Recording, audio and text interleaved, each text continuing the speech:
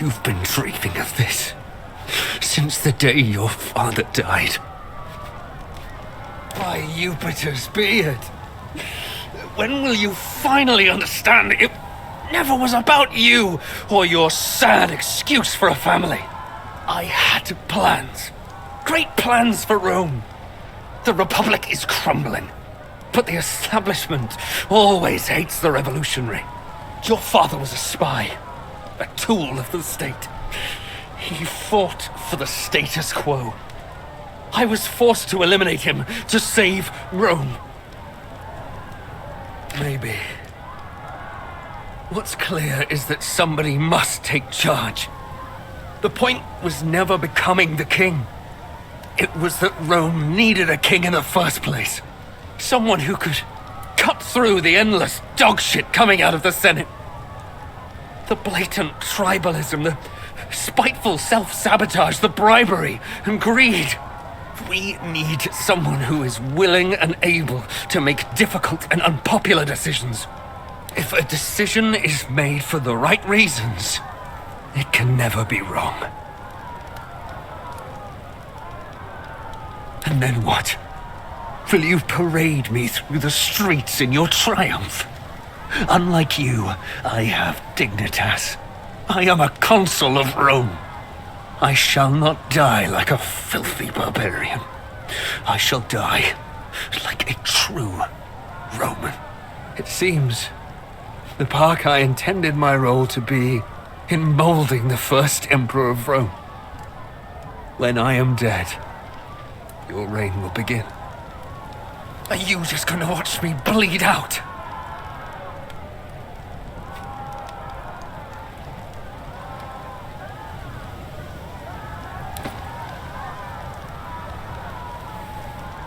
It's finally over. It almost seems unreal. The beginning of what? You have violated every single rule we set out to protect in the first place. You have killed Romans. Senators, even. There's one thing you get to decide for yourself now. We must submit ourselves to the judgment of the Senate, as we discussed. Only then can we begin to undo some of the damage we have caused. Are you stupid? Did you hit your head in battle? We will all be killed.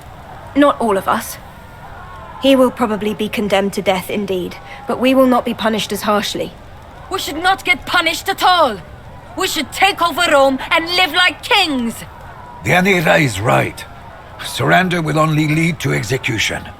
But, Magister, surely morals dictate that he should surrender. Doing anything else would be immoral, and thus make him a lesser man. He's like my own child. He would be a lesser man, but a man who is alive. They will not just let us go. We all attacked. Well, I certainly do not want to be executed. May I remind you what you have just said about the expected behavior of a moral individual? I don't consider myself a particularly moral man yet. I don't care about the philosophy of it. If you stay here, more people will die and the chaos will never end. We don't have to turn ourselves in if you're afraid of the consequences. I'm sure Cleopatra will protect you if you flee to Egypt.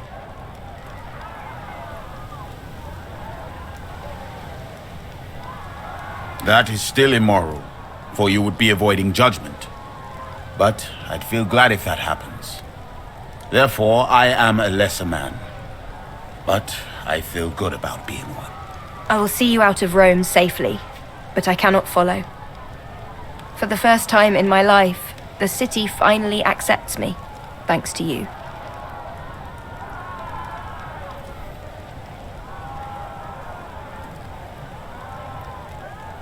Voile, my friend. It's been a fun ride. It has been glorious. I'll make the arrangements, Domine.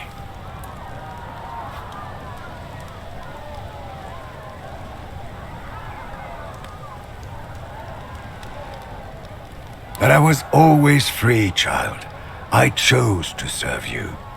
Nothing can change my mind.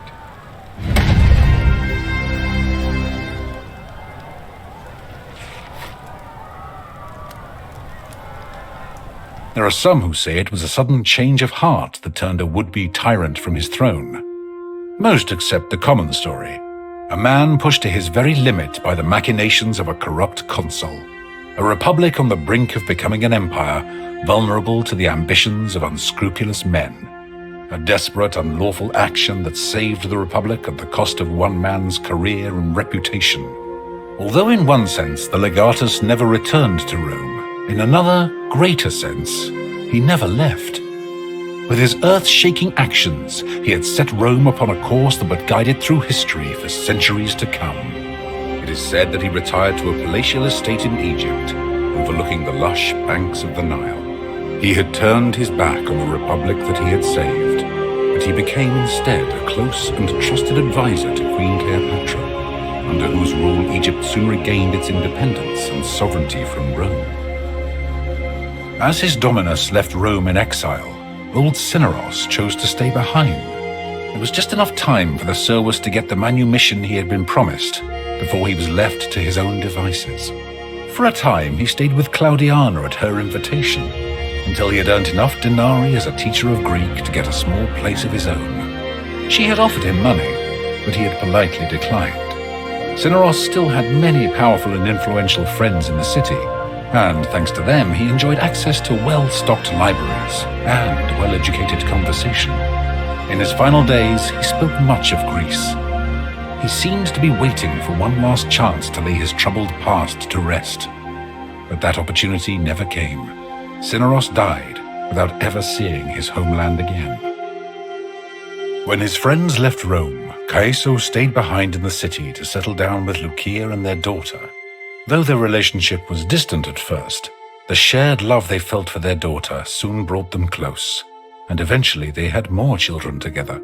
To his surprise, Kaiso took well to the quiet life and to fatherhood, and on the few occasions when he did feel that old lust for adventure bubble back to the surface, he would leave Rome for a time and visit his friends in exile, who were always glad to see him. Calida had stood by her companions through thick and thin, but now it was time for her to stand by herself. As they left Rome, she stayed behind and settled down in the city that had once rejected her. Now, for the first time ever, she felt at home there. Though many still looked askance at her for what they perceived as her unwomanly pursuits, she had learned to disregard their judgment, and she had plenty of friends in the city who now respected her for who she was and what she had achieved. Bestia returned to Africa to look for his sister again. Eventually, he did find her, and together they returned to Mauritania, where they settled down in an idyllic village and started new families of their own. In this new, quiet life, Bestia learned the true value of happiness. Deianira followed her beloved into exile in Egypt, where a life of luxury awaited them in Cleopatra's royal court. Despite her aversion to remaining in one place for long, she took well to the luxury and opulence of the palace, and eventually she and her beloved journeyed to Shirthia together, where Deianira reconnected with her family. Claudiana lived for many more years. She had many friends in Rome, and her life was peaceful and comfortable until her final days. On her deathbed, she revealed that she had once been very close indeed with Lucullus, and that indeed the true family name of her children was Licenia. Kato remained an important figure in Roman politics, grudgingly respected even by those among the population who desired change. He remained a defender of the patrician class, a shield against the pandering and opportunism of more populist voices.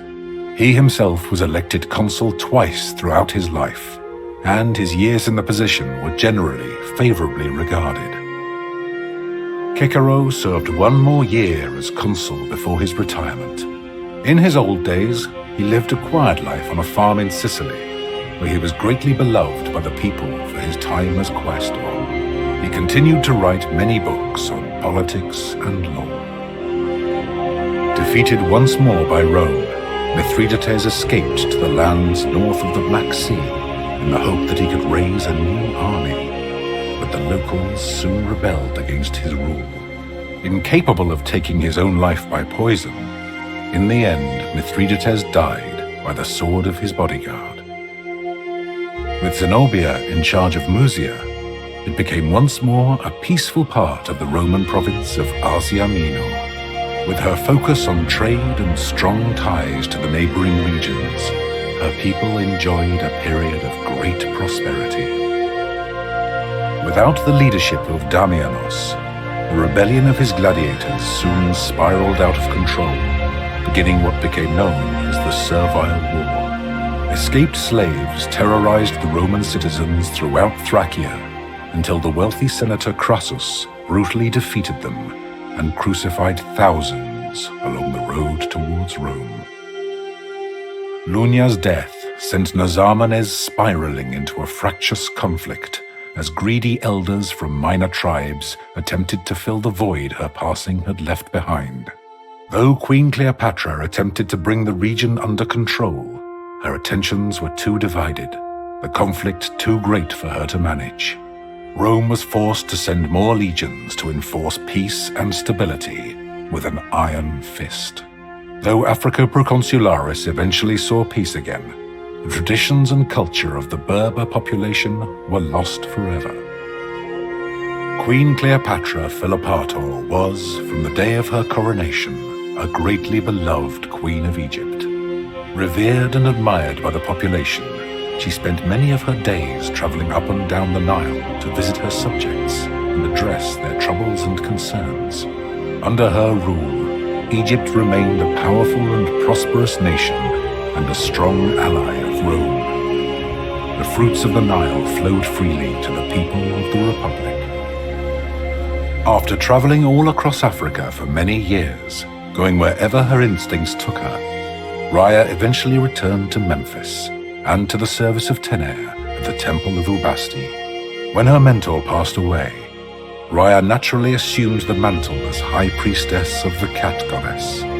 Though the old faith was dwindling, she was greatly beloved by many, and her temple prospered, always home to many, many, many cats.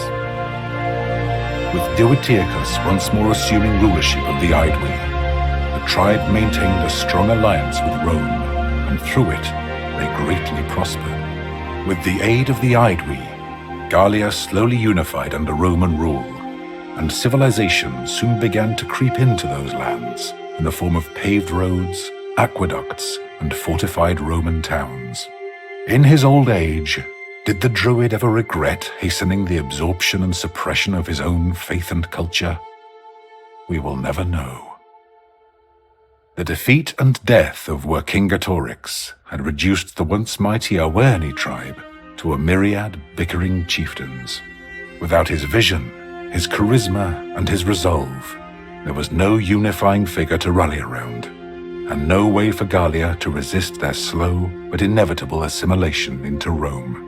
Perhaps if Vercingetorix had lived, some of their culture or religion might have survived in some form. But surely they must be grateful that civilization at last was brought to their lands. In this work, I have done my best to recount the history of this fascinating period, truthfully and accurately. As I have scoured the sources and spoken to many who claimed to have heard the story from someone who was there at the time, one thing that has stood out to me is the pivotal moments along the way where our story could have turned out very differently. Might the legatus and his friends have remained in Rome to influence its politics in the years to come? Certainly when Legio Victrix crossed the Rubicon, the only way to remain in Rome would have been as its emperor. But perhaps if a different decision had been made on that fateful bridge, a more peaceful resolution would have been possible. One should always take care when second-guessing historical figures with the benefit of hindsight. Here in the present, there will never truly be a way for you to know how you might have acted if you had lived in the past. Nor can you ever be certain how history will remember you.